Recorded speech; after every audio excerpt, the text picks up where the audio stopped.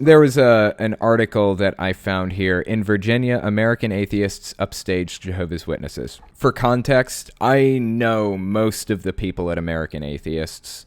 I've worked with the vice president multiple times. She's the shit. Debbie Goddard. I love her to death. She is awesome. I've worked with the communications director and a bunch of other people, board members, Matt Dillahunty, Seth Andrews, and Andrew Torres, and who else? Aaron Ra. And then a fifth person is on the board. I know all those guys, except I don't really talk to Andrew Torres much, but I do talk to the others. So I know all the people over there at American Atheists. I respect the hell out of all of them. They're doing an absolute fantastic job, and I could not respect them more for what they do. So this article caught my eye. In Virginia, American Atheists upstage Jehovah's Witnesses. So let's give it a read. I haven't actually read it at all.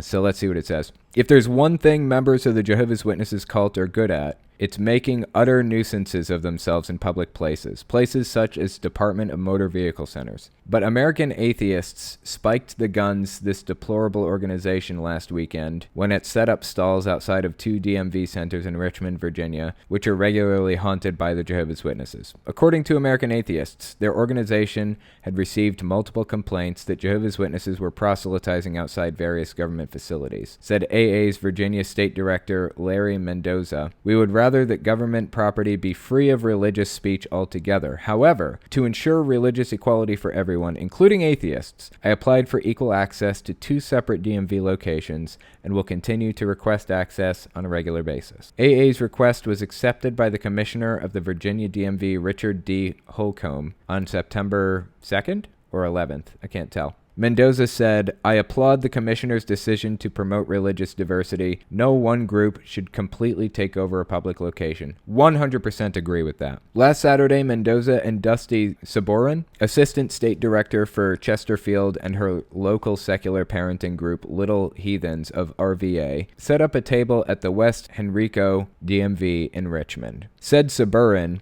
"I was surprised to see Jehovah's Witnesses outside the DMV promoting their idea of family values, especially given how they treat those who have chosen to leave their religion. A large part of my group's mission is to provide much-needed community for people and families who have left religions like the Jehovah's Witnesses." That same day, American Atheist Assistant State Director for Virginia Beach, Aidan Barnes, and Assistant State Director for Newport News, Matthew DeGrave, set up a stall at the Hampton DMV on behalf of their local group, Southeastern Virginia Atheists, Skeptics, and Humanists, a chapter of Washington area secular humanists. Said Barnes, "It was great to answer all of the passerbys' questions on atheism and the separation of religion and government. We're looking forward to holding this event again and at even more locations." DeGrave added, "We call on all religious minority communities, including Buddhists and Satanists, to make use of the DMV's space. When Virginians hear all the different religious viewpoints that claim to be right, they'll soon realize that none is." American Atheists have a presence on Facebook and more than 375,000 followers. Actually, I think that's a fine way of fighting it. Jehovah's Witnesses are very, very wrong, and a lot of people recognize that. So I don't really worry about like people coming up and like being co-opted by their stupid ideas, honestly, because they're very widely recognized as a cult at this point, thanks to the efforts of like John Cedars, who's been doing it for like 10 years or something like that, and lots of other people. They are widely recognized as a cult. But making sure that it's an open space for everybody, including atheists, is extremely important. I'm really, really glad to see that American Atheists is doing something like this. I don't really want to get into it too much, but American Atheists lost somebody a while back who is not a super great guy, and the only thing that he really had going for him, honestly, was the fact that he could fundraise like nobody else. And he managed to bring in lots and lots of donations. When they lost him, like I said, I'm glad they did lose him, but when they did, they lost a lot of funding too.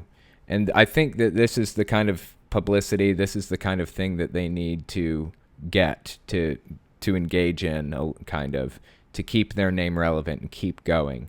So as long as it's not like attacking anybody or anything like that, which is something that the other guy tended to do a lot, was attack people. I'm glad to see what American Atheist here is doing. And they have new leadership that just came in the past year or two. And I actually trust the leadership right now.